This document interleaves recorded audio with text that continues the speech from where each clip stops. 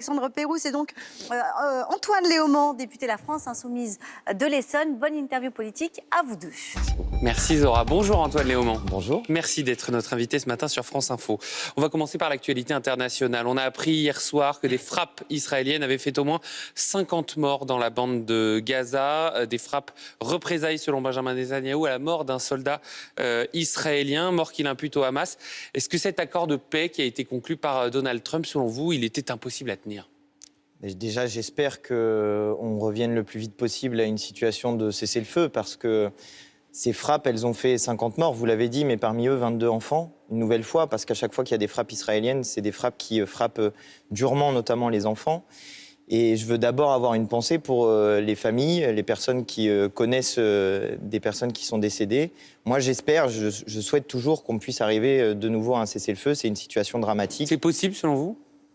C'est toujours extrêmement difficile parce que chacun se renvoie à la responsabilité de la rupture du cessez-le-feu et on peut craindre une remontée en puissance des tensions. Maintenant, ce qu'il faut, encore une fois, c'est qu'on retourne le plus vite possible à un cessez-le-feu. Ces accords de paix, ils sont critiquables parce qu'ils sont imposés de l'extérieur par la puissance américaine. Mais en même temps, si on peut aller rapidement revenir à une situation de cessez-le-feu, c'est ce qu'il faut qu'on souhaite tous, je pense. Alors, on va revenir à l'actualité qui vous occupe le plus. En ce moment, c'est les débats budgétaires à l'Assemblée nationale. Je vous avoue que c'est un petit peu compliqué de vous suivre, les Insoumis, en ce moment. Vous dénoncez le manque de justice fiscale, par exemple, et pourtant, vous avez sauvé les plus aisés en votant de faire sauter le gel du barème de l'impôt sur le revenu sur tout le monde. Pourquoi vous avez fait ce choix-là ? Bon, déjà, il faut expliquer de quoi il s'agit. C'est que le gouvernement voulait faire une année blanche, c'est-à-dire ne pas indexer sur l'inflation les tranches de l'impôt sur le revenu qui permettent justement de faire payer les plus riches des parts plus importantes. Il y avait un amendement de M. Wauquiez qui proposait de supprimer cette année blanche, c'est-à-dire faire en sorte que 18 millions de Français ne voient pas leur impôt augmenter et, c'est ça qui nous intéresse le plus, que 200 000 Français n'entrent pas dans la première tranche de l'impôt sur le revenu, c'est-à-dire qu'on ne mette pas à contribution les personnes les moins fortunées de notre pays. Nous, ce qu'on vote, c'est une règle universelle. Si on dit qu'on indexe les tranches sur l'inflation, on indexe les tranches sur l'inflation. Mais vous savez, il y avait un certain nombre... Vous ne pouvez pas cibler que les tranches les plus basses ? C'était une possibilité, mais nous, on préfère mettre en place des règles universelles et ensuite augmenter le taux d'imposition des tranches les plus élevées. Parce que sinon, vous dites que vous faites une règle différente sur cette indexation sur l'inflation entre les plus pauvres et les classes moyennes ou les classes favorisées. C'est la première fois que vous diriez que les plus aisés ont des règles différentes. Regardez, c'est pas tout à fait la même idée. C'est-à-dire, quand on augmente le taux d'imposition des tranches les plus favorisées, on dit, voilà, eux, ils gagnent beaucoup d'argent, on va les imposer davantage. Quand on réindexe sur l'inflation, on met en place une règle, on dit, on considère que c'est pas normal de pas indexer sur l'inflation. Donc la règle, elle doit être universelle et elle doit être valable pour tout le monde. Moi, je suis très fier qu'on ait réussi à ne pas faire augmenter l'impôt de 18 millions de Français et surtout, je le disais, mais qu'on ait sauvé 200 000 personnes de l'entrée dans l'impôt sur le revenu. Alors justement, on parlait de justice fiscale. Il y a bien des gens sur ces 18 millions de Français à qui vous voulez augmenter les impôts. Voilà. Ce sont les plus riches. Vous ne l'avez pas fait en le votant, mais vous ne l'avez pas voté. Est-ce que vous êtes prêt à voter la taxe Zucman Light, comme on dit, que proposent les socialistes? Le vote, c'est a priori vendredi. Ouais, ça, on n'en a pas encore débattu entre nous. Ça va être un sujet de débat parce que je vais expliquer pourquoi il y a un doute pour nous. La taxe Zucman, c'est donc 2% sur les patrimoines supérieurs à 100 millions d'euros. Les gens doivent payer au moins l'équivalent de 2% de leur patrimoine. Cette taxe, elle vise à n'exempter personne. Il ne doit pas y avoir de règles pour s'enfuir. Or, la taxe Zucman Light, elle permet à ceux qui ont plus de 50%, qui détiennent plus de 50% de leur entreprise, de fuir l'impôt. Ça voudrait dire qu'une personne comme M. Bolloré, par exemple, ne paierait pas cette taxe dite Zucman Light, mais qui n'est pas une taxe Zucman, qui est plutôt une taxe trouée, parce qu'il y a plein de gens qui passent au travers en réalité. Ou que M. Bernard Arnault, qui possède 48,2% de son entreprise, il lui suffirait d'acheter 1,8% et c'est bon, il est exempté d'impôt sur le revenu. Et on voit toute la difficulté, parce que les socialistes qui déposent cette taxe dite Zucman Light, ils disent que ça peut rapporter 5 milliards d'euros. Sauf que sur les 5, il y a déjà 4,5 uniquement, c'est M. Bernard Arnault. Donc si M. Bernard Arnault fuit la taxe, ça rapporte plus que 500 millions d'euros. Alors les socialistes, ils disent que ça rapporterait 5 milliards d'euros. Mais je ne comprends pas, parce que vous venez de nous dire, oui, on a sauvé 200 000 personnes de rentrer dans l'impôt, c'est déjà ça. Est-ce que 5 milliards d'euros, c'est pas déjà ça ?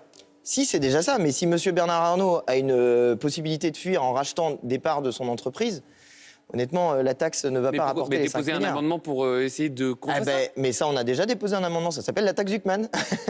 Donc, si vous voulez, il y a une tendance du côté du Parti socialiste à essayer de dire qu'ils font quelque chose, mais sans le faire réellement. Ça, c'est un jeu de dupes. En réalité, c'est pour essayer d'obtenir des accords avec les macronistes. On voit que vous tapez à l'instant, encore une fois, sur les socialistes. Est-ce que vous pensez que c'est quelque chose de productif? Est-ce que vous avez conscience que ça donne un spectacle d'un cirque pas très productif auprès des gens?